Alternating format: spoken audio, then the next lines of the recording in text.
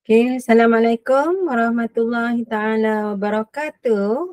Okay, saya tunggu pelajar-pelajar masuk. Tadi tak ada, saya tak nampak. Okay, so sekarang kita boleh mulakan.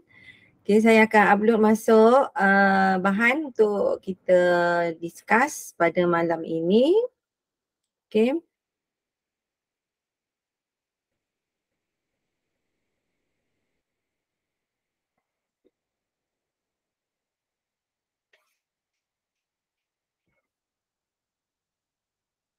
Okay, so saya rasa dah ada nampak ya. Ini kita mulakan untuk bab 4, okay. Bab 4 adalah tentang teknologi hijau dalam melestarikan alam.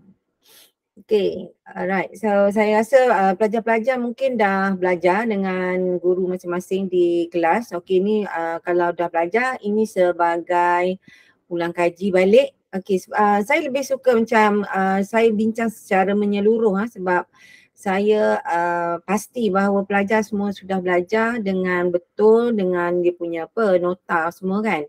So baru saya akan bincangkan soalan-soalan. Kemudian kita bincang soalan ya. Okey. Konsep kelestarian, kelestarian alam sekitar 4.1, konsep teknologi hijau dulu kita bincang. Okey. Sebelum tu saya ucapkan selamat datang pada semua pelajar-pelajar. Tak apa, dalam jumlah yang kecil pun kita akan teruskan untuk belajar pada malam ini. Okey, teknologi hijau Okey, apakah dia yang dimaksudkan sebagai teknologi hijau? Okey, teknologi hijau ialah pembangunan dan aplikasi produk, peralatan dan sistem untuk memelihara alam sekitar dan alam semula jadi untuk mengurangkan ataupun meminimumkan kesan negatif daripada aktiviti manusia. Okey. So nanti kita tengok apa dia kesan negatif tadi ya. Yang kedua ini, teknologi hijau mengaplikasikan teknologi yang rendah karbon dan mesra alam, lebih mesra alam untuk mencapai matlamat yang berikut, iaitu meningkatkan kualiti persekitaran alam sekitar. Kualiti alam sekitar ni dari segi apa? Nanti kita tengok ya. Mengurangkan kadar pembebasan gas rumah hijau sehingga paling rendah ataupun sifar. Menjimatkan tenaga dengan meningkatkan kecekapan tenaga peralatan ataupun sistem yang digunakan. Menjimatkan sumber asli bumi dengan mengamalkan konsep 5R, iaitu refuse, reduce, reuse, recycle dan repurpose. Okay, so refuse maksudnya tidak, mengatakan tidak ya, refuse tak mahu Okay, reduce mengurangkan, reuse ulang penggunaan, recycle maksudnya apa? Recycle guna balik barang yang telah digunakan sebelum ini, dan repurpose maksudnya mempunyai tujuan lah. Okey, menggunakan sumber tenaga boleh baharu yang selamat dan mesra pengguna dan alam sekitar. Okey, kalau kita tengok ya, tenaga boleh baharu yang selamat. Okey, tenaga boleh baharu maksudnya tenaga contoh seperti tenaga solar, tenaga hidro, hidroelektrik kan. Okey, maksudnya air tu sentiasa mengalir. Saya pernah dengar tenaga yang dihasilkan oleh arus daripada laut. Tapi saya tak pasti telah ada belum penggunaannya. Tapi saya pernah melihat bagaimana dia menggunakan ombak untuk menghasilkan tenaga. Okey. Alright, itu adalah yang boleh di-recyclekan, boleh diganti. Tapi yang tak boleh diganti contohnya seperti arang batu, betul? Petroleum, maksudnya bila dah guna memang habislah. Okay? Sampai petroleum yang dia sedut daripada dalam lapisan bumi tu habis, kita nak guna apa lepas tu, Wallahualam. Okay. Alright. Saya pernah juga melihat bagaimana mereka membuat uji kaji untuk menggunakan macam etanol. Etanol ni merupakan macam alkohol juga campuran ada orang buat kajian untuk digantikan dengan petrol. Tapi wallahualam sampai sekarang secara komersialnya tidak dibuat. Okey, mungkin itu hanya uji kaji sahaja. Okey, mengikut konsep pembangunan mapan, iaitu pembangunan yang memenuhi keperluan semasa tanpa menjejaskan keperluan generasi masa depan. Pembangunan mapan maksudnya, okey, apa dia? Memenuhi keperluan semasa tanpa menjejaskan keperluan generasi masa depan. So kalau kita tak jaga daripada sekarang tentang kualiti udara, kualiti air, kualiti gas dan sebagainya, okay, dia akan menjejaskan generasi yang akan datang. Kita okey lagi lah selamat kan, tapi dia akan menjadi semakin buruk lah dan akan menjejaskan kita punya anak cucu cicit. Okay, generasi masa depan. Okay, yang ketiga, teknologi hijau dipraktikkan untuk menyelesaikan masalah harian seperti pencemaran udara, pemanasan global, krisis tenaga dan sebagainya untuk melestarikan alam sekitar serta alam semula jadi. Maknanya teknologi hijau ni digunakan untuk mengelakkan daripada berlakunya pencemaran udara. Sebab bila berlaku pencemaran udara, kita tak ada oksigen lah, tak boleh bernafas lah. Kita tak nak lah macam nak keluar, kena pakai alat pernafasan dan sebagainya kan. Pemanasan global, kalau awak tengok sekarang memang sedang kita alami mungkin setengah-setengah tempat, banyak tempat di muka bumi mengalami suhu yang tinggi. Malaysia dah lalu, okay, Malaysia mengalami suhu yang tinggi 30 berapa hari tu? Awak rasa? Apa 30 ni saya tengok awak punya saya nak tengok awak punya tak ada feedback. Okey, awak boleh menyertai perbincangan. Okey, awak boleh type apa-apalah pendapat awak ya kat situ ataupun pertanyaan mungkin. Okey, so pemanasan global Malaysia kalau tak silap tak sampai 40 Tapi sekarang kalau awak check sekarang di Itali 40 lebih. 40 antara 43 47 macam tu, sangat tinggi sangat panas di Itali setengah tempat lah di Itali. Okey, di Europe sekarang musim panas, tapi musim panasnya diserta bersama-sama dengan krisis pemanasan global jadi semakin tinggi suhu. Okey, krisis tenaga ialah masalah untuk mendapatkan punca sumber tenaga kan. Mungkin awak boleh lihat di mana di negara Arab mereka sangat kaya dengan sumber tenaga, sumber petroleum. Jadi awak cuba bayangkan negara Arab iaitu padang pasir tetapi bawah buminya kaya dengan petroleum. Dia bukan arang batu bukan arang batu. Arang batu banyak di negara seperti Eropah. Jadi kalau awak tengok negara-negara Arab banyak petroleum. Maksudnya petroleum awak tahu kan daripada mana petroleum? Daripada hasil timbunan binatang. Betul tak? Binatang zaman dahulu yang menghasilkan petroleum.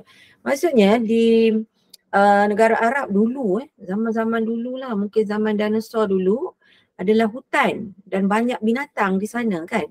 Tapi sekarang berubah dia jadi padang pasir kan.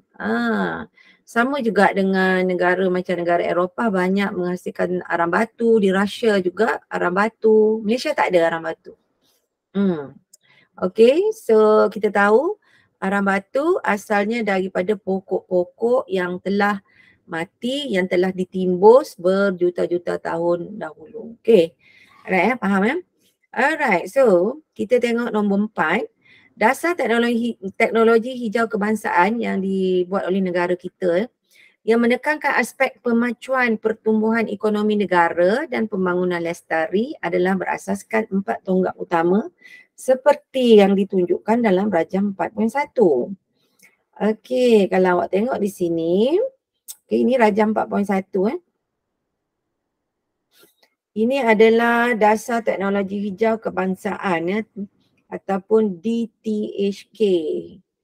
Alright, so boleh lihat 4 tonggak utama dalam DTHK ialah yang pertama A, alam, S, social, E, ekonomi dan T, tenaga. So awak boleh ingat apa tu, short form dia lah asset. Asset A untuk alam sekitar, S untuk social, E untuk ekonomi dan T untuk tenaga. Nak senang ingat perkataan asset. Okey, so tengok alam sekitar. Okey dia, apa dia usaha yang hendak dijalankan ataupun yang sedang dijalankan oleh pihak kerajaan negara Malaysia untuk mengekalkan apa tadi? Dasar teknologi hijau ni. Yang pertama, meminimumkan kesan negatif daripada aktiviti manusia seperti alam sekitar dan pemeliharaan alam sekitar. Apa dia aktiviti manusia untuk dan juga memelihara alam sekitar ni, apakah dia? Antara contoh-contohnya, siapa boleh bagi tahu saya? Antara contoh-contohnya apa? Meminimumkan kesan negatif daripada aktiviti manusia terhadap alam dan memelihara alam sekitar. Kalau awak tengok alam sekitar ialah apa? Alam sekitar kita terdiri daripada apa? Siapa tahu? Kita ada berapa orang kat sini? Ada 6. 4. Okey. Alright, siapa nak jawab? Contoh untuk mengelakkan daripada kesan negatif daripada aktiviti alam sekitar. Siapa nak bagi contoh? Boleh guna mic ataupun type. Okey? Tak ada yang mau cuba? Okey, yes. Moklis join. Okey, kalau awak tengok di sini, untuk kesan negatif daripada aktiviti manusia, boleh mengelakkan daripada penebangan hutan, aktiviti pembalakan. So mengurangkan aktiviti pembalakan untuk mengelakkan daripada hilangnya pokok-pokok daripada persekitaran kita. Okey. Ada suatu masa dahulu kerajaan Malaysia menggalakkan warga negara Malaysia untuk menanam di persekitaran rumah mereka. Di halaman rumah. Dulu adalah, sekarang wallahualam. Tidak ada nampak promosi-promosi yang berkaitan. Kalau dulu ada disuruh tanam guna pasu ataupun kalau ada tanah yang apa? Kalau ada tanah yang kalau ada tanah yang ekstra di bahagian depan ataupun belakang rumah boleh digunakan untuk penanaman sayur ataupun mungkin buah-buahan sesuatu yang boleh dimakan lah, daripada mungkin boleh juga nak tanam pokok-pokok perhiasan tetapi lebih baik sekiranya dapat manfaat daripada pokok-pokok tadi awak boleh makan dan sebagainya. Okey, untuk memelihara alam sekitar. Okey, selain daripada itu, social. Okey, S. Meningkatkan kualiti hidup, nilai murni, kerjasama antara semua penduduk di Malaysia untuk melestarikan. Ini siapa boleh bagi contoh kat sini untuk social? Meningkatkan kualiti hidup, nilai murni dan kerjasama antara semua penduduk Malaysia. Okey, kat sini awak boleh lihat kerajaan usaha mereka untuk mengurangkan pembebasan karbon daripada kenderaan. Betul tak? Daripada kenderaan kan? So, terlalu banyak kenderaan di mana? Terutama di bandar-bandar lah. Okey, akan menyebabkan udara tercemar. So, apa yang kerajaan buat? Apa yang kerajaan galakkan?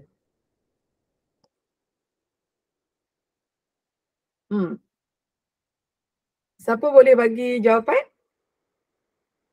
Okay, untuk mengelakkan daripada pembebasan karbon, apa yang kerajaan boleh galakkan ialah dipanggil pulkar kan? Pulkar tahu? Benar?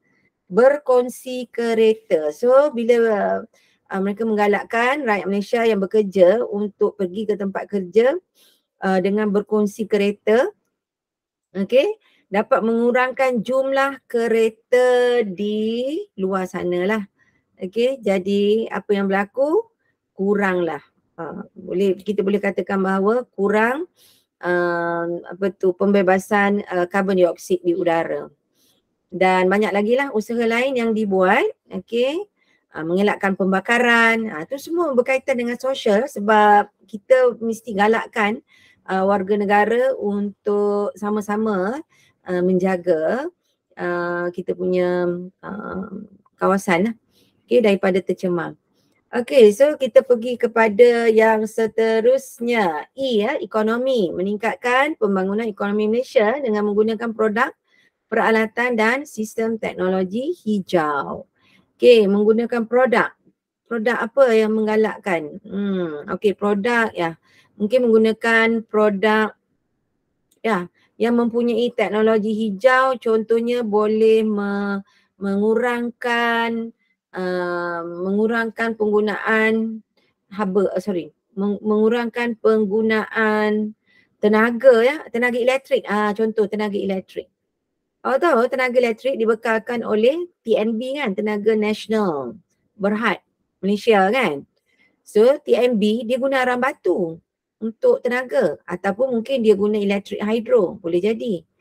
Okay, tapi saya tak silap banyak yang dia gunakan ialah daripada arang batu kalau saya tak silap. Okay, dan juga peralatan dan sistem teknologi hijau yang dapat dicipta untuk mengurangkan penggunaan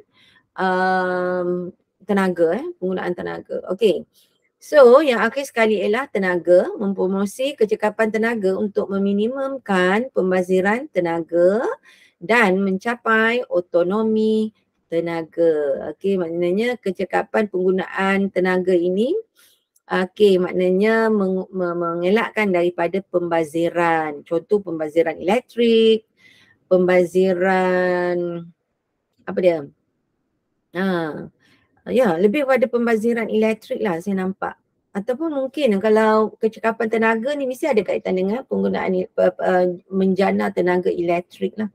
Mungkin ada tenaga lain yang dihasilkan tapi kat sini kita kalau tengok sekarang, kalau di Malaysia sekarang ialah apa yang berlaku di Malaysia ialah harga caj elektrik telah meningkat. So semua rakyat Malaysia sudah mengeluh disebabkan oleh kerajaan tidak lagi support ataupun sokong untuk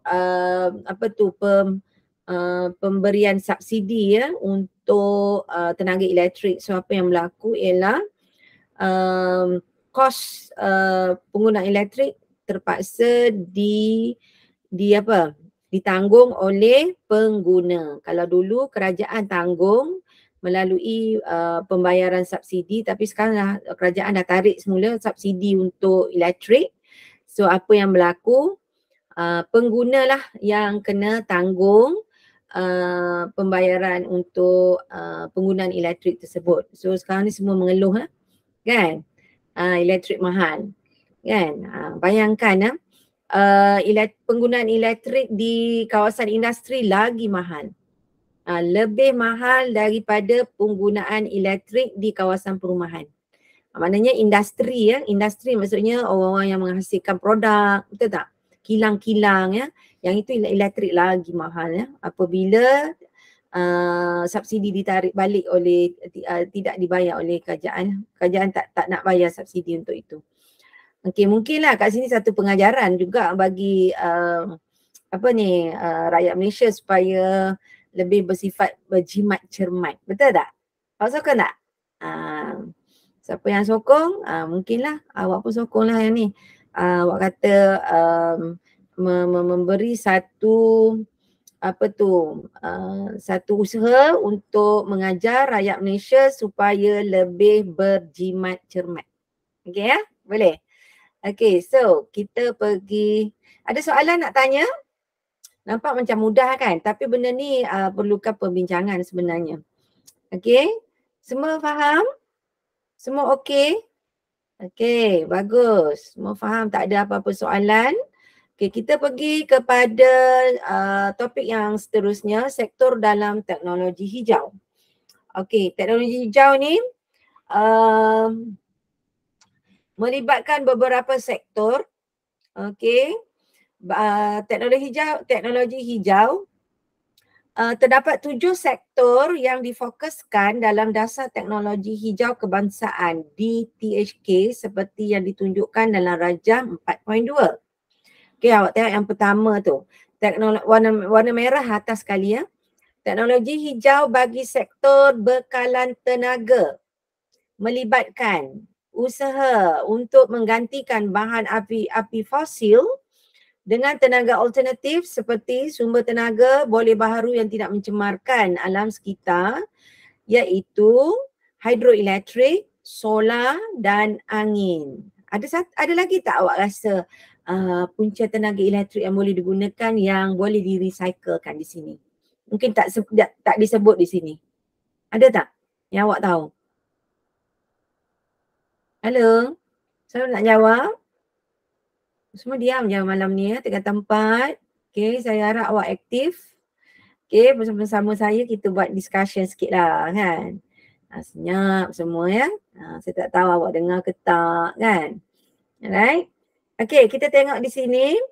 Okay, hidroelektrik, solar dan angin adalah tenaga yang boleh diperbaharui. Ada satu lagi tenaga yang mungkin kita ada antara kita tak tahu ya, tenaga kilat. Lightning.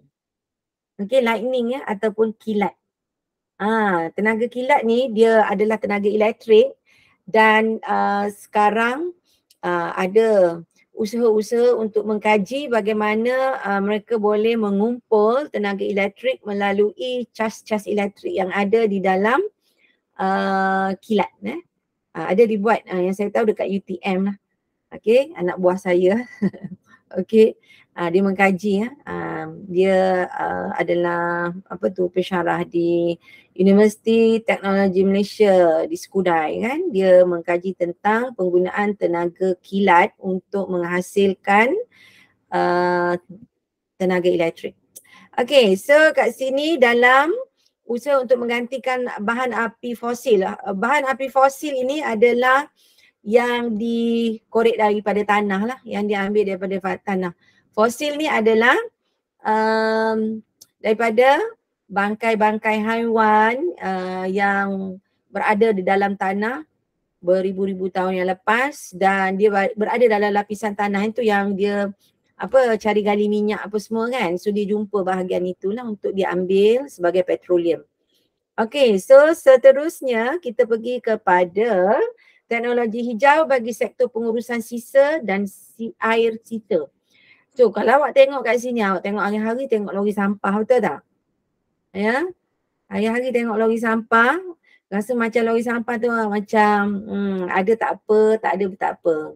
Sebenarnya lori sampah ni sangat penting. Cuba awak bayangkan kalau lori sampah ni tak datang ambil sampah dalam seminggu cuba awak bayangkan macam mana keadaan rumah kita. Semua jalan semua busuk, betul tak? So lori sampah ni memainkan peranan untuk menjaga persekitaran alam sekitar kita lah. Okay, so daripada sampah-sampah yang dikumpulkan ini dipanggil sisa ataupun ialah sampah sisa dan juga air sisa. Okay, sampah-sampah ini juga menghasilkan air ya. Okay, contoh mungkin saya tak tahu awak pernah pergi tak dekat kawasan pelupusan sampah kan. So kalau tak silap dekat sini ya, apa dia panggil lah. Ada satu tempat di mana dah saya terlupa nama tempat tu kan. Okay, katalah tempat tu sampah ditimbunkan, dia jadi tempat pelupusan sampah. Sampah ditimbunkan dan sampah itu adalah macam-macam. Boleh jadi daripada bahan-bahan metal, bahan-bahan kimia yang dibuang. Dan bahan kimia ini akan masuk dalam tanah, dia akan bercampur dengan air dalam tanah. Okay, dan air dalam tanah ini akan meresap masuk ke dalam aliran tanah dan akan menghasilkan sungai kecil. Aliran dulu menghasilkan sungai kecil dan makin lama sungai ini makin besar dan seterusnya mungkin akan membawa ke sungai yang sebenar. Alright. Ini bahaya jugalah. So that's why itu kita kena uruskan juga air sisa bertujuan untuk meminimumkan kesan pembuangan sisa dan air sisa dengan mengolah sisa dan air sisa menjadi kompos menggunakan konsep 5R dan seterusnya mengurangkan bilangan lori sampah. Menjadikan dia sebagai kompos. Kompos tu apa? Awak tahu apa kompos? Kompos tahu tak? Cikgu kat sekolah bagi tahu tak apa kompos? Siapa nak teka kompos tu apa? Di sini saya rasa ada 4 orang pelajar saya boleh lihat ada 4 orang pelajar. Okey, apa dia kompos? Cuba teka. Kompos tu apa? Seorang pun tak nak jawab. Okey. Dia nak suruh teacher yang jawab kan? Okey, kalau saya tunggu awak lambatlah. Okey, kompos ni baja. Okey, dalam bentuk baja maknanya sisa-sisa makanan tu mungkin boleh dijadikan baja. Sisa-sisa buangan, sisa buangan. Sisa buangan manusia boleh buat kompos tak? Okey, mungkin sisa makanan dan juga sisa tumbuh-tumbuhan, sisa sayur-sayuran, mungkin boleh dibuat sesuatu. Tu adalah bahan buangan lah. Yang kompos ni mungkin bahan buangan yang berguna. Salah satu ialah baja lah. Okey, jadi dia menggunakan konsep 5R tadi. Apa tadi? 5R, ingat tak? Apa tadi? Apa? Reunion. Bukan reunion. Apa? Reuse, apa tadi? Ada kat atas tu. Saya tak naik. Saya tak bawa benda ni kat atas. Nanti kita tengok apa dia. Reuse, recycle, apa lagi? Ada 5 kan? Okey, seterusnya teknologi hijau dalam sektor pembangunan menekankan dalam bangunan. Okey, teknologi hijau maksudnya untuk mengurangkan tenaga. Alright, kalau awak tengok sini, usaha untuk mengurangkan kadar pembebasan gas rumah hijau ke udara menggunakan bahan binaan hijau yang mesra alam lah. Okey, bahan binaan hijau yang mesra alam, gas rumah hijau mengurangkan penggunaan tenaga dan air dan menguruskan sisa dengan mengaplikasikan pembangunan lestari yang bersifat bertanggungjawab kepada alam. Keuntungan dari segi ekonomi, maksudnya keuntungan dari segi ekonomi tu mungkin bahan-bahan tu boleh dijual. Keuntungan ekonomi maknanya boleh dapat keuntungan pula. Dan tempat yang sihat untuk manusia bekerja seperti dalam bangunan berlian. Bangunan berlian itu Ibu Pejabat Suruhanjaya Tenaga di Putrajaya. Tengok bangunan berlian, tengok contoh. Pernah pergi tak? Saya pun tak pernah pergi ni bangunan berlian ni. Tapi saya pernah pergi bangunan kalau tak silap Jabatan Kerja Raya kalau saya tak silap. Bangunan ni semua kaca Okey, berlian mungkin dia menggunakan kaca yang khas. Okey, salah satu lagi ialah mungkin kalau awak tengok, kalau tak silap dekat Singapura, tandas, air tu dia boleh recycle balik. Air boleh recycle okey. Right. Air yang telah kotor tu saya tak tahu macam mana dia buat lah. Recycle balik. Okey. Alright. So maknanya cuba untuk mengurangkan penggunaan tenaga yang berlebihan, menjaga alam sekitar menjaga pembebasan karbon dioksida, mengurangkan pembebasan karbon dioksida, dan juga mungkin mereka boleh menghasilkan sesuatu untuk mendapat keuntungan dari segi ekonomi dan sihat untuk manusia bekerja seperti iaitu bagi contoh tadi. Boleh? Alright. Okay, so teknologi hijau bagi sektor pengangkutan menekankan aspek untuk mengurangkan jejak karbon dan kadar pembebasan gas rumah hijau. Ini adalah sektor pengangkutan. Sektor pengangkutan. Kelih awak tengok sini sektor pengangkutan ni. Maknanya mungkin kita boleh cipta bagaimana mungkinlah di bahagian exhaust kat bawah tu macam mana pembakaran tenaga daripada enjin, mungkin kita boleh kurangkan dari segi penggunaan pembebasan karbon dioksida ke udara. Saya pernah juga kalau saya tak silap pernah ada kajian yang dibuat daripada tahi lembu untuk menghasilkan gas. Tahi lembu. Kat Malaysia tau. Kajian yang dibuat di Malaysia menggunakan sisa bahan buangan tahi lembu. Untuk menghasilkan mungkinlah dia nak menghasilkan gas, mungkin oksigen. Saya tak pasti kat situ kan. Mengurangkan ataupun bio something yang boleh digunakan untuk menggerakkan menggerakkan kenderaan dan sebagainya. Dan juga di sini awak boleh tengok kadar pembebasan gas rumah hijau oleh kenderaan hybrid berkuasa elektrik dan solar. Di sini kalau boleh kenderaan yang menggunakan elektrik ini kita dapatkan daripada solar. Solar Cuma kalau di negara panas seperti negara yang berada di kawasan khatulistiwa bahagian tengah bumi, muka bumi bahagian tengah tu, mereka mendapat banyak matahari. Tetapi kalau katalah negara-negara yang lebih ke atas, contoh macam Eropah, negara-negara yang sejuk, matahari dia dia 9 bulan sejuk, udara dia sejuk. So macam mana dia nak dapat tenaga solar so mungkin dia buat kat tempat lain, dia hantar kat negara dia, boleh jadi kan. Alright, teknologi hijau bagi sektor industri juga melibatkan sektor industri untuk mengurangkan kadar pembebasan gas rumah hijau dan bahan pencemar udara melalui proses hijau. Maksudnya kat sini mungkin alat-alat ataupun enjin ataupun mesin yang digunakan untuk menghasilkan produk di kilang-kilang. Kita boleh hasilkan mesin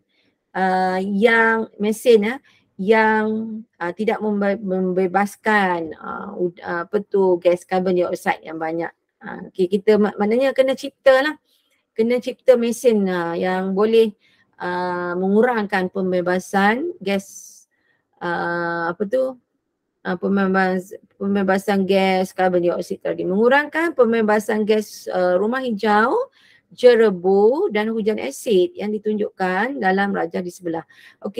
Negara kita tak sampai ke tahap berlakunya hujan asid Tetapi kalau saya tak silap di negara barat, contohnya seperti di Kanada dan juga di Amerika kan, mereka menghasilkan banyak gas karbon dioksida dan gas-gas yang lain hasil daripada aktiviti perindustrian mereka, dan gas-gas ini dia akan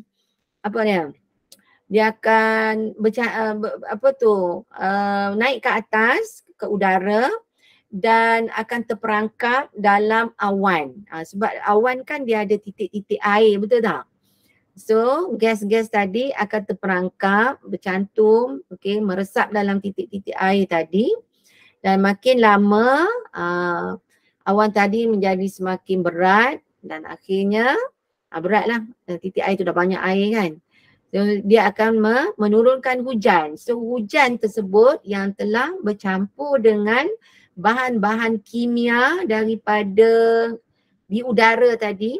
Okey, air hujan tersebut adalah sangat-sangat tidak sihat, terutama apa tu? Tadi dia sebut tentang apa?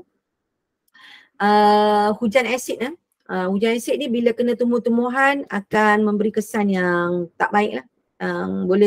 Boleh buat tumbuh-tumbuhan tersebut mati ke.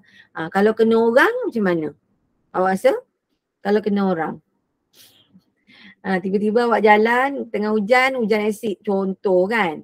Okay, bahan kimia tersebut akan terkena kepada binatang, manusia dan juga tumbuh-tumbuhan. Akan menyebabkan apa? Mungkin rosak. Kalau manusia sakit lah. Dia tak mati terus. Sebab hujan tu dia turun dalam mungkin jumlah yang sikit tapi dia akan sakit lah. Okey, seterusnya teknologi hijau bagi sektor pertanian dan perhutanan. Okey, melibatkan lebih banyak pokok serta menambah baik amalan penanaman yang efektif seperti penanaman vertikal ataupun dipanggil vertical farming. Nampak ni kan? Dia tanam ke atas. Dia dapat, vertical farming ni dapat menjimatkan apa? Menjimatkan penggunaan tanah. Betul? Okay, mengawal kadar pembebasan gas karbon dioksida ke udara dan menekankan penjagaan nutrien. Menekankan penjagaan nutrien tanah. So kat sini ni adalah dia letak baja ataupun air yang mengandungi baja kat sini kan. So pokok itu akan tumbuh ke atas dan sihat dan dijaga dengan baik. So ini sangat bagus dan menggalakkan penanaman hutan. Okay, lepas tebang, tanam balik. Kan, betul tak? Macam ni lah, macam kelapa sawit kan. Tanam lepas dapat menuai hasil, tebang, lepas tu tanam balik. Jadi tidak ditinggalkan kosong. Okey, seterusnya, saya rasa yang ni yang terakhir teknologi hijau bagi sektor TMK. Apa maksud TMK ni? TMK stand for apa ni TMK ni? Okey. Teknologi maklumat dan komunikasi, sektor teknologi maklumat dan komunikasi. Okey. Kenapa teknologi hijau ni juga melibatkan sektor IT ni? Okey, bertujuan untuk mengamalkan TMK hijau seperti mempromosikan produk TMK yang boleh dikitas semula atau terbiodegradasi dan menjimatkan tenaga. So tengok sekarang kan kita banyak menggunakan alat-alat komputer kan, laptop, komputer dan sebagainya. So kalau awak lihat di bahagian dalam komputer, keyboard dan sebagainya tu, mengandungi ataupun dia dalam dia punya server dia tu kan. Dalam dia punya yang ibu dia tu tempat berlaku proses menghasilkan maklumat kat dalam tu lah, dia memproses kan. Okey, so mungkin mereka mengandungi metal kalau buang bahan-bahan ini sebab terlalu banyak, penggunaannya terlalu banyak kan. So dia kata kalau boleh biarlah bahan-bahan ini boleh pupus dengan sendiri. Maksudnya dia bukan dibuat dengan plastik biasa lah. Mungkin dibuat daripada plastik khas yang boleh yang boleh dikitas semula. Kitas semula. Ataupun mungkin boleh jual sebagai second hand punya. Kan? Alright. Okay, itu dia. Ini ada 4 soalan. Okay, siapa nak cuba jawab ini? Definasi teknologi hijau ialah apa? Oh, tinggal 2 orang je. Siapa tu 2 orang tu? Saya tengok. Mira dan siapa? Mira dan two others. Mira. Saya tak ni kan. Ya, Mira, terima kasih masih berada di sini. Tak apa Mira. Okey, awak akan dapat banyak ilmu. Okey, kalau awak stay dan juga yang lain. Terima kasih. Right, okey. Apa yang dimaksudkan sebagai bagus Mira, okey. apakah yang dimaksudkan sebagai teknologi hijau? Apa dia teknologi hijau? Okey, awak boleh pergi balik kepada mana tadi? Sorry. Awak pergi balik kepada apa tu? Nota ya. Okey, saya bawa awak kepada apakah yang dimaksudkan teknologi hijau? Ni ada ayat yang pertama ni siap. Teknologi hijau ialah pembangunan dan aplikasi membangunkan produk, membangunkan peralatan, membangunkan sistem, aplikasi tu maksudnya, dan menggunakan produk, peralatan dan sistem tersebut dengan cara yang boleh digunakan untuk memelihara alam sekitar dan alam semula jadi untuk mengurangkan atau meminimumkan kesan negatif daripada aktiviti manusia. Panjang betul jawapan dia ni. Kan? Itu yang dimaksudkan sebagai teknologi hijau. Cuma apa yang awak perlu tahu ialah pembangunan. Maksudnya penghasilan produk-produk. Okey, penghasilan produk-produk dan penggunaan produk-produk dan juga peralatan dan juga sistem-sistem yang digunakan itu boleh memberi kesan yang baik, kan, tidak memberi kesan yang buruk kepada manusia dan juga memelihara alam sekitar dan alam semula jadi. Okey. Alright, so kita pergi kepada nombor 2. Nombor 2, apa dia soalan dia? Namakan empat tonggak kelestarian dalam teknologi hijau. Siapa ingat? Okey. Siapa ingat lagi? Ya. 4 tonggak. Asset tadi kan? Ingat tak? Asset. A stand for apa? A stand for alam sekitar. S, mana tadi? Kita dah tengok tadi. Ni dia. Ni 4 tonggak ni. Asset, A untuk alam sekitar, S untuk social, E untuk ekonomi dan juga T untuk tenaga. So awak boleh terangkanlah apakah yang dimaksudkan sebagai teknologi hijau yang ada kaitan dengan alam sekitar, social, ekonomi dan juga tenaga. Okay. Alright, so kita pergi pada soalan yang ketiga. Namakan 7 sektor dalam teknologi hijau. Apakah dia? 7 sektor dalam teknologi hijau. Siapa ingat? Okey, semua tak ingat. Siapa nak jawab? 7 sektor dalam teknologi hijau tadi kan? Okey, yang pertama. Okey, saya ingat yang last ni. TMK ni, teknologi maklumat dan komunikasi. Saya ingat. Okey, lagi apa? Industri lagi. Sektor pertanian dan perhutanan. Okey, bagus. Industri. Sektor pengangkutan juga penting. Sebab apa sektor pengangkutan terlibat? Kerana dia menghasilkan apa? Okey, penggunaan tenaga apa tu? Tenaga fosil lah. So kita nak elakkan sebab pengangkutan ni dia membebaskan karbon dioksida. So kita kena kawal. Jadi teknologi hijau ni juga melibatkan juga terlibat dalam pengurangan tenaga dalam sektor pengangkutan. Seterusnya ialah teknologi hijau dalam bangunan. Ni yang dipanggil apa tu? Bangunan lestari. Macam tu. Bangunan lestari ataupun rumah hijau contoh kan. Rumah hijau, bangunan hijau, green. Selalu dia sebut green, tahu tak? Green building. Green apa lagi? Tak ingat? Green apa? Hijau-hijau. Semua maksud hijau ni adalah mengurangkan penggunaan produk ataupun sistem yang boleh mencemarkan alam sekitar. Okay, so kat sini awak boleh tengok sektor bangunan. Okay, sektor bangunan. Saya juga, sektor bangunan untuk membina bangunan juga mungkin memerlukan penggunaan tenaga juga. So sekarang ada cara terbaru IBS, ingat tak? Pernah dengar tak? Membina bangunan berasaskan IBS. IBS tu maksudnya dah siap dah. Tak payah nak atur bata ke apa, tak payah. Apa yang dia buat, dia datang sekeping, dia terus pasang je. Adakah itu menjimatkan tenaga?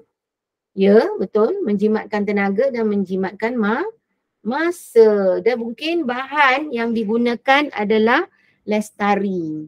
Okay, bahan tu adalah bahan yang masuk dalam kategori berasaskan teknologi hijau. Jadi seterusnya di sini teknologi hijau juga bagi bekalan tenaga. Teknologi hijau bagi sektor bekalan tenaga melibatkan usaha untuk menggantikan bahan api. Bekalan tenaga sure. Sebab kita tak nak bergantung kepada menggunakan sumber-sumber tenaga elektrik daripada bahan api sahaja. Kita mahu menggunakan bahan-bahan yang boleh diperbaharui. Contohnya apa? Saya yang jawab ni sebab tak ada orang jawab. Okey. Seperti hidroelektrik, betul? Daripada sumber air, tenaga air. Mungkin air empangan, air terjun, air empangan. Okey. Lagi daripada penggunaan solar, matahari dan juga angin. Angin kalau awak tengok gambar ni adalah penggunaan kincir angin. Kat Malaysia banyak tak guna kincir angin ni? Kat Malaysia? Banyak tak penggunaan kincir angin? Awak rasa? Nampak banyak tak kincir angin ni? Tak tahu? Tak, okey. Mira kata tak. Okey. Kat mana banyak awak tengok benda macam ni? Ya, benda macam ni kat mana yang banyak? Kat negara mana yang banyak? Awak rasa? Tak tahu? Awak pergi negara Belanda. Okay, Netherlands. Bukan Neverland, Netherlands. Okay, right. So di sana banyak dibina kincir angin. Mungkin kawasan mereka berangin, kuat angin kan. Kuat berangin tu boleh memutarkan kincir angin tersebut untuk menghasilkan tenaga elektrik. Baguslah. Mungkin kat negara kita kurang angin. Jadi saya rasa kalau nak buat kincir angin kat negara kita, maknanya buat kat tepi pantai lah. Boleh tak?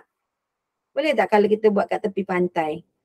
Untuk menggerakkan kincir angin. Boleh lah, ataupun atas bukit ke kan. Udara dia lebih tak ada gangguan, betul tak? Okay.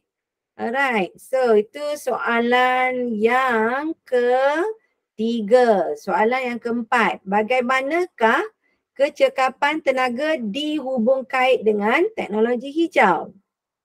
Bagaimanakah kecekapan tenaga dihubung kaitkan dengan teknologi hijau? Bila teknologi kecekapan tenaga digunakan, mereka boleh mengurangkan pembebasan gas karbon dioksida dan juga awak rasa? Boleh mengurangkan pembebasan gas karbon dioksida dan juga mengelakkan daripada berlakunya hujan asid, mengelakkan daripada pemanasan global, betul lah? Dan macam-macam lagi lah awak boleh cerita kat situ kan. That's number 4. Okay. Alright, so kita ada lebih kurang 35 minit lagi. Okay, ada soalan tak? Pelajar-pelajar ada soalan? Kalau ada soalan boleh tanyalah. Okay. Teacher akan cuba jawab soalan anda sekiranya saya tahulah jawapan dia. Okay, sekarang kita pergi kepada sektor tenaga. Okay, sektor tenaga di sini adalah satu isu yang disebut sebagai isu sosio-saintifik. Isu sosio-saintifik merupakan isu yang dihubung-kaitkan dengan sains dan menekankan aplikasi moral dan saintifik kepada situasi global yang sebenar. Biasanya perkataan sosio tu berkait dengan kemasyarakatan. Dan bila kita cakap masyarakat, dia mengaitkan orang. Betul? Jadi dia kata sini isu yang dihubung-kaitkan dengan sains dan menekankan aplikasi moral dan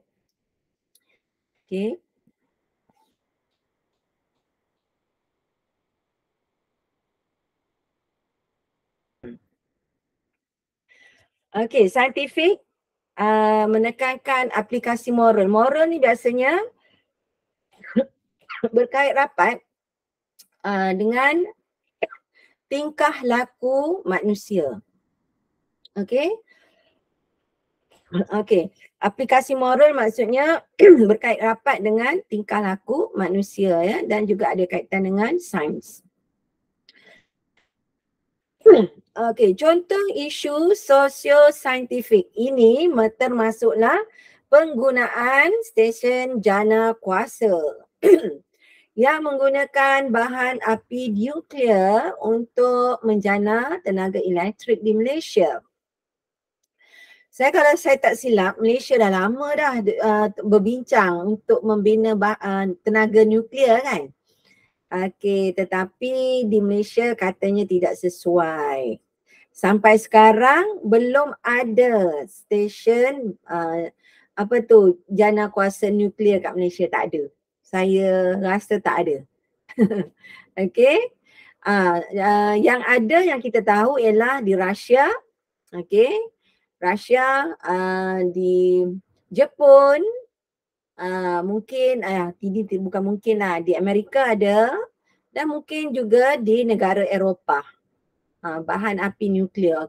Bahan api nuklear ni sangat bukan nak cakap dia kalau kerajaan terlibat lah, dia kena buat betul-betul lah.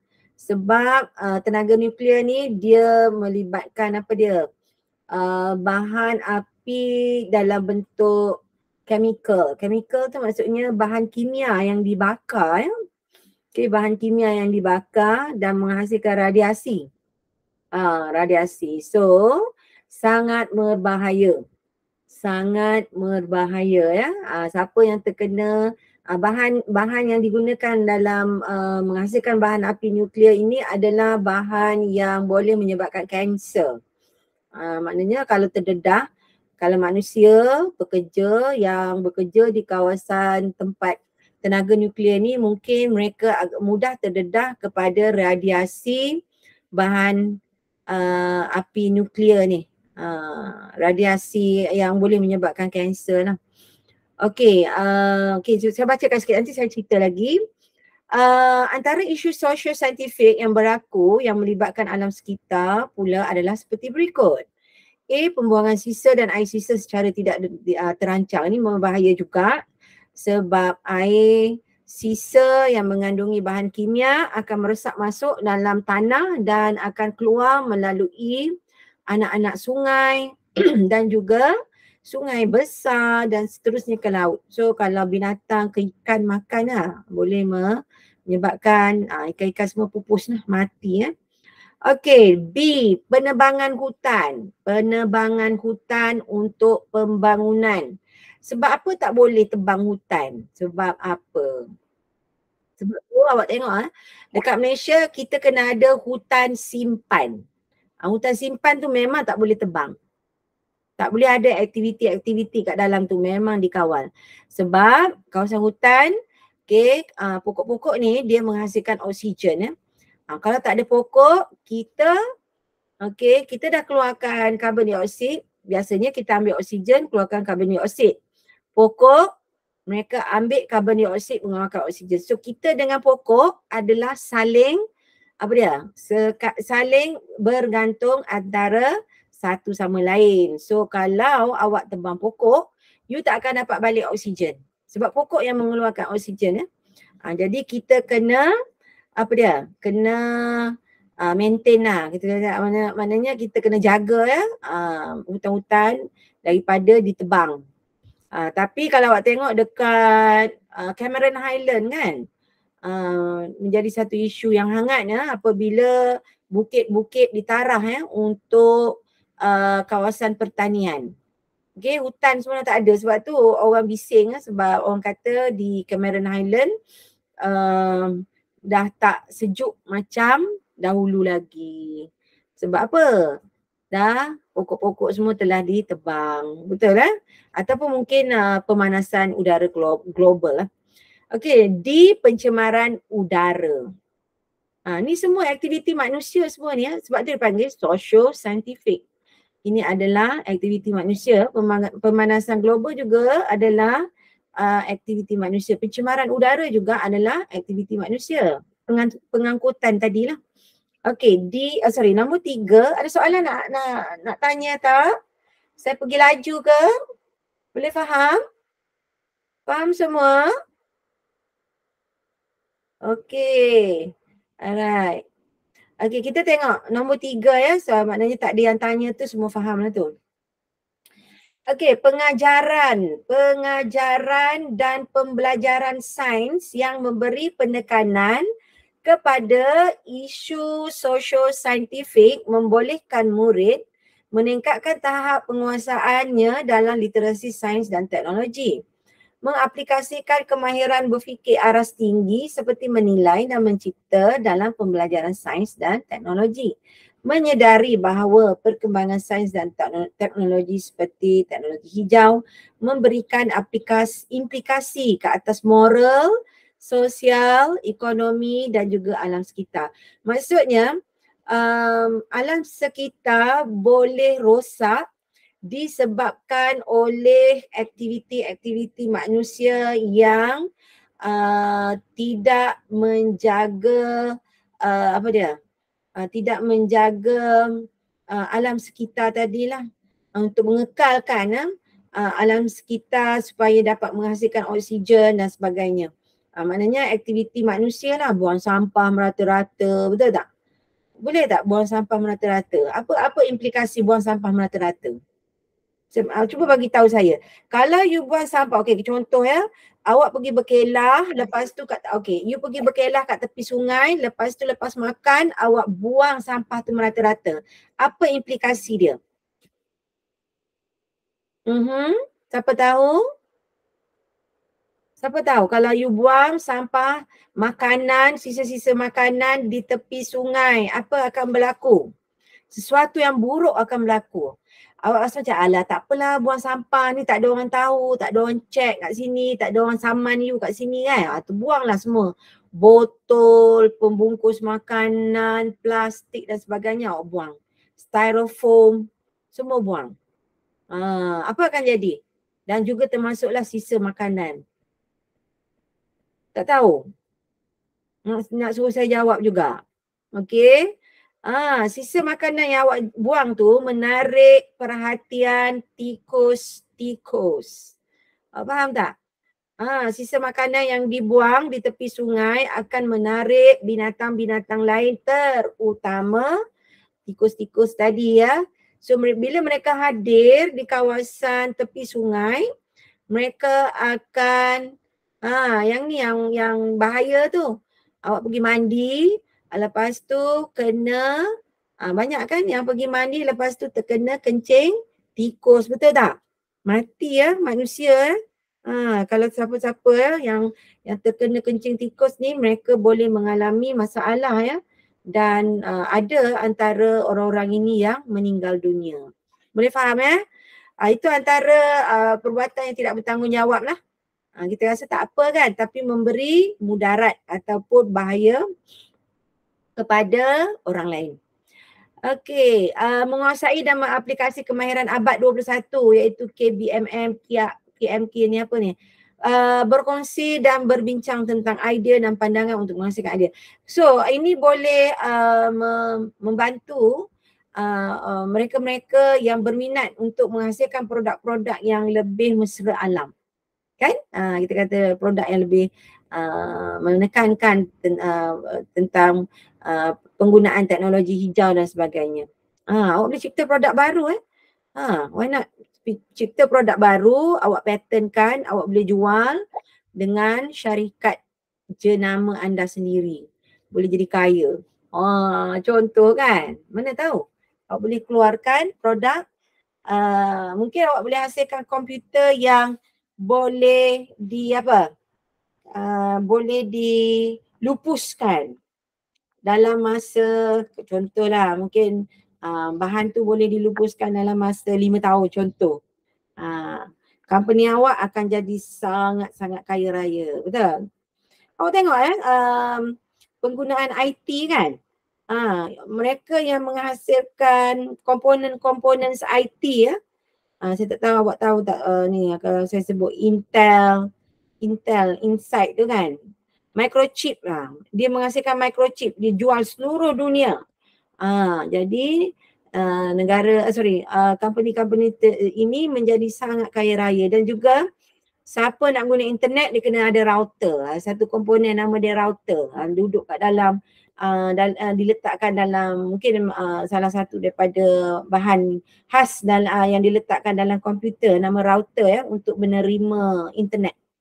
Okay.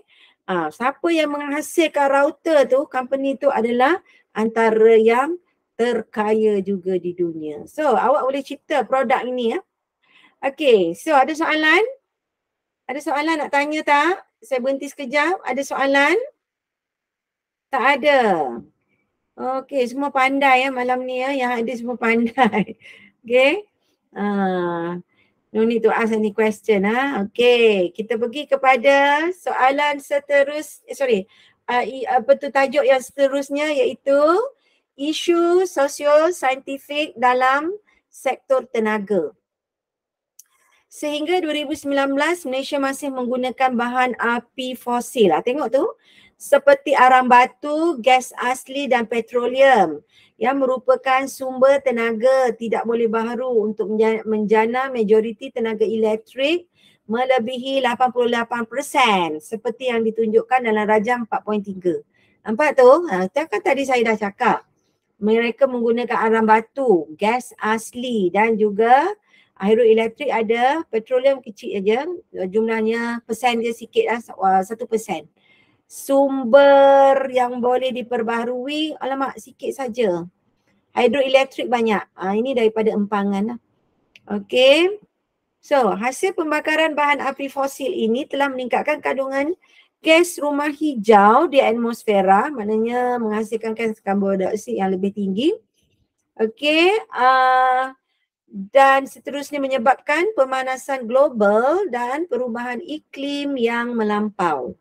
Tengoklah sekarang kan, tempat yang tak patut panas jadi panas. Bayangkan Eropah, tempat yang sejuk, yang nyaman, sekarang dah jadi panas macam lebih pada Afrika. 40 darjah lebih 43 ke 47 saya lupa. Tak apalah, antara tu lah. Panas tu, 40 lebih tu, sangat panas Okay. Alright, justru itu Malaysia perlu mengurangkan kebergantungan kepada sumber tenaga yang tidak boleh diperbarui seperti gas asli, bahan batu dan petroleum. Sebab ni bahaya kan? Asyik duk guna je nanti. Sebab apa? Arang batu Malaysia kena beli tau. Sebab tu kita kena bayar. Sebab TNB tu kan dia dah beli arang batu. Dia mungkin arang batu for sure kena beli daripada luar negara. Malaysia tak ada. Jadi bila dia import arang batu ataupun penggunaan gas asli ataupun kalau hidroelektrik tak payahlah, petroleum, okay, dia orang kena bayarlah untuk dapatkan arang batu dan sebagainya tadi. Bila dia bayar, okay, boleh menghasilkan elektrik, dia charge lah awak lah. Betul tak?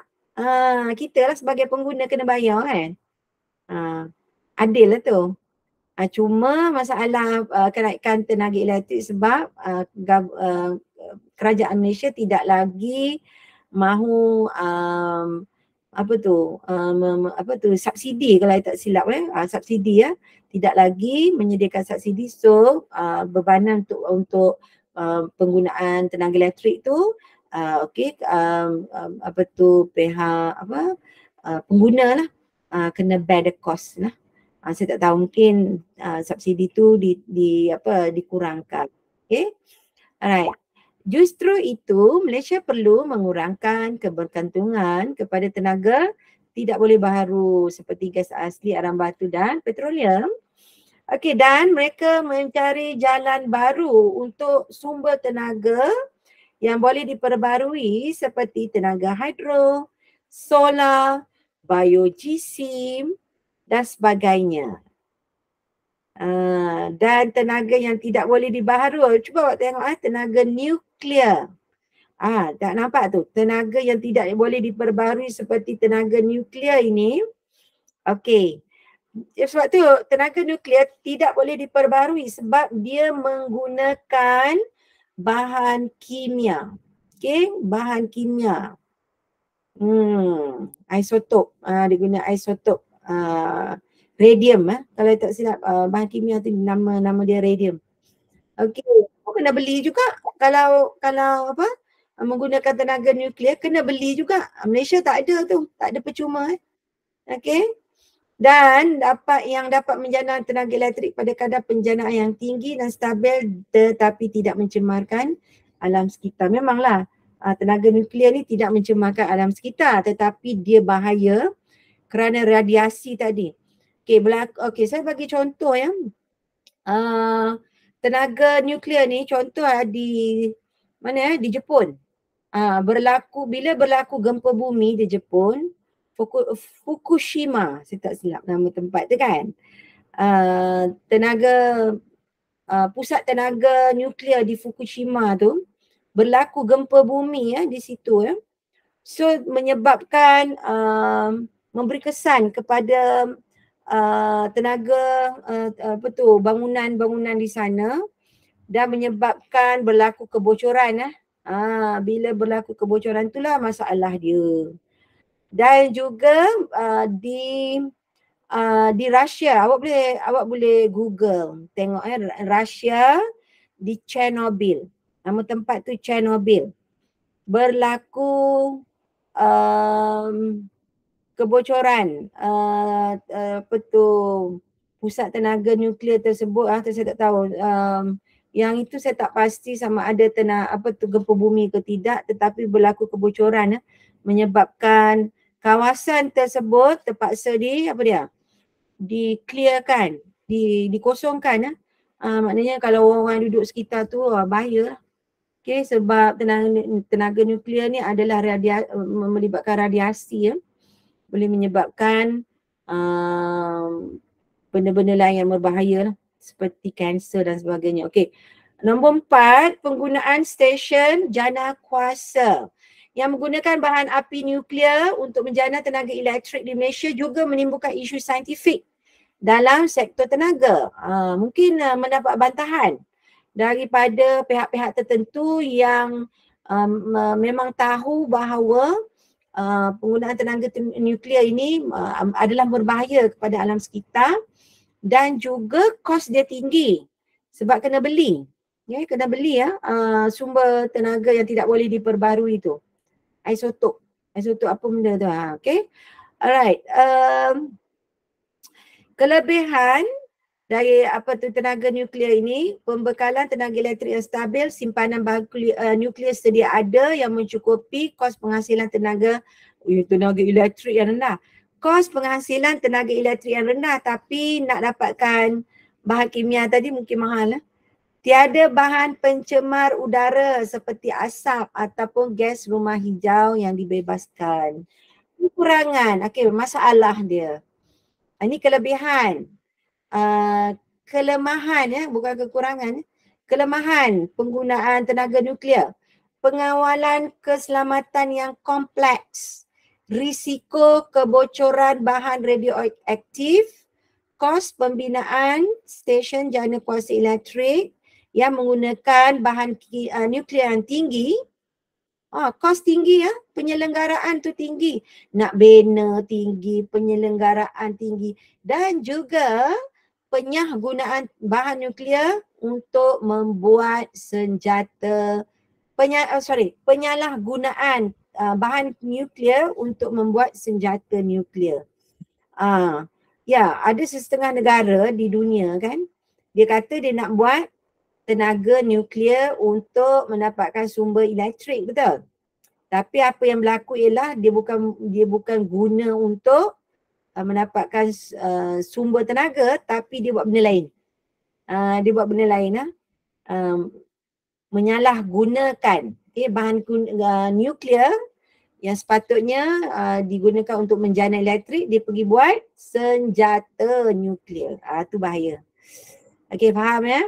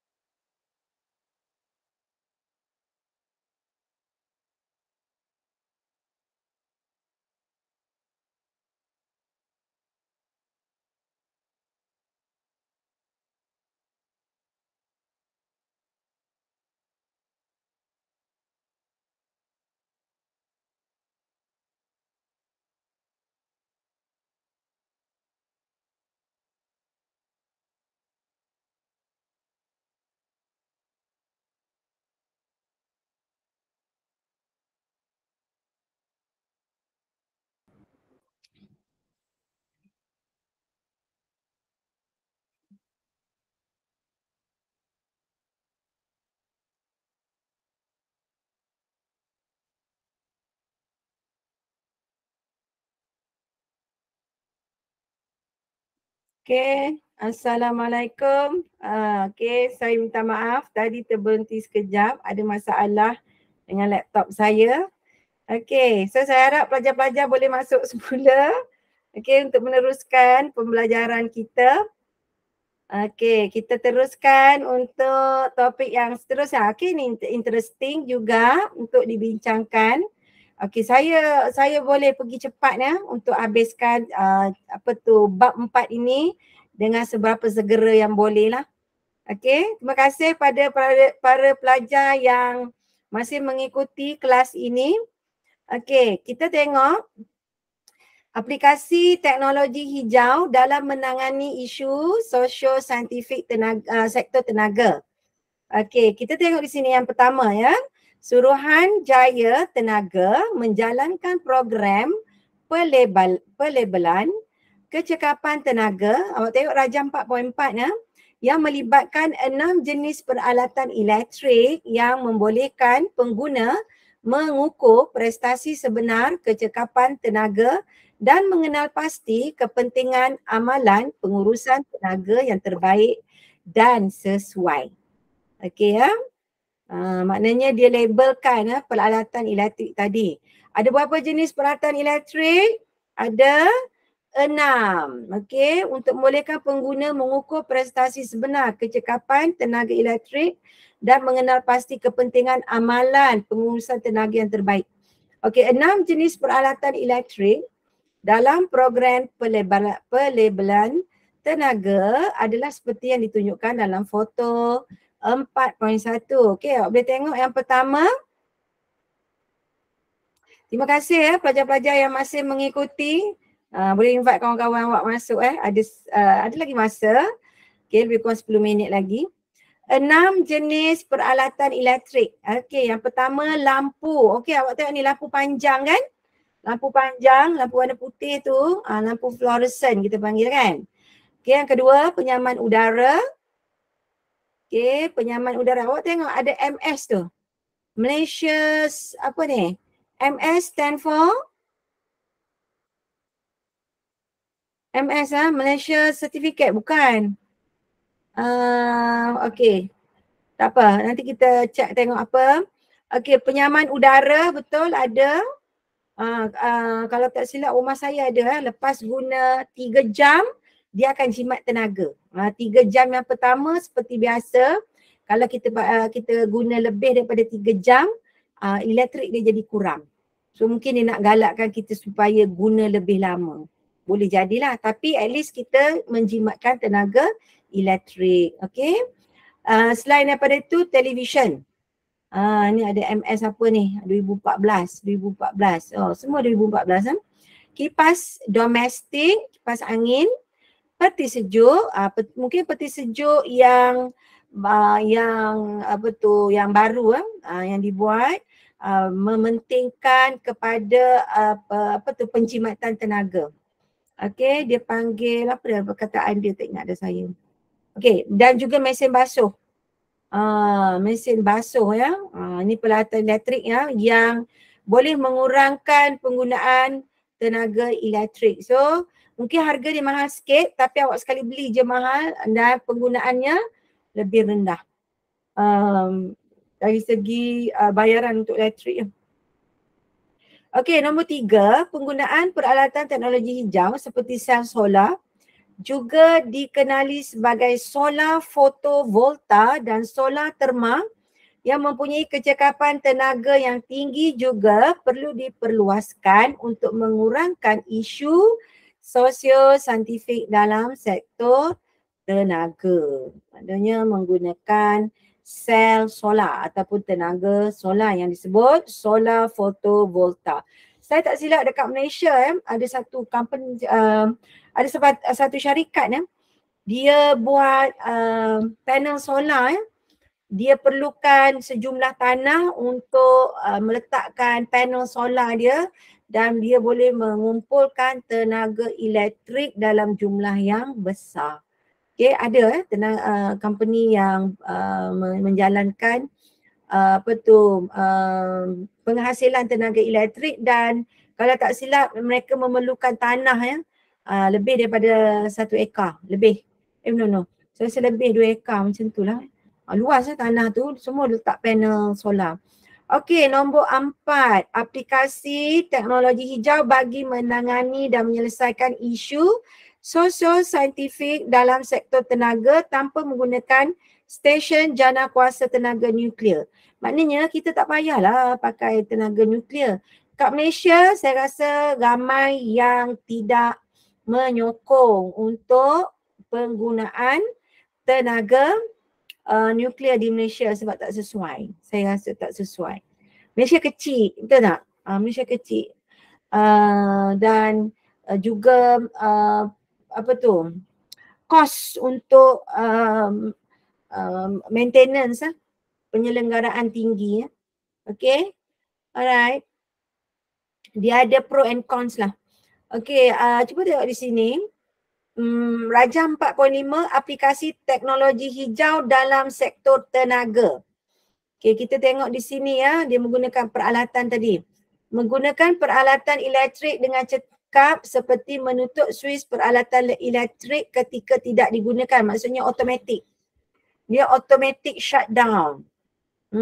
Apa dia yang awak selalu tengok automatic shutdown